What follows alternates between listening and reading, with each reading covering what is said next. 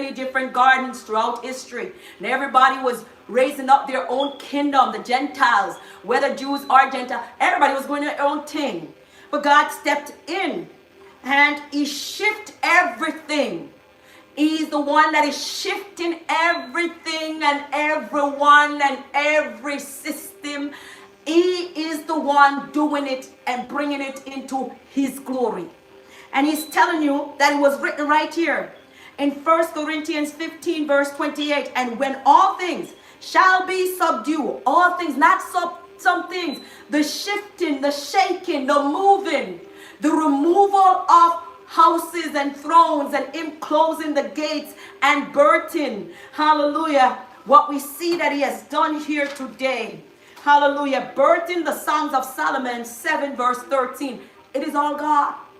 Telling you in Ephesians 3 verse 9 that these mysteries were hidden in Elohim. These mysteries were hidden in Elohim. So the shaking, the shifting, the movement to bring the kingdom into his glory, it is all here in 1 Corinthians 15 verse 28.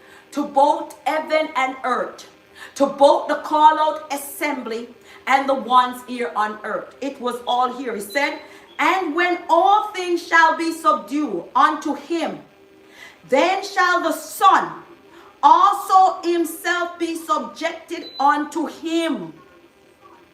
Because there was a time, we just went over Ephesians chapter 1, verse number 21 to 23, right? That God had given all things over to his Son. But the Son, everything had to mirror back so God can do what was written in 1 Corinthians 15, verse 28.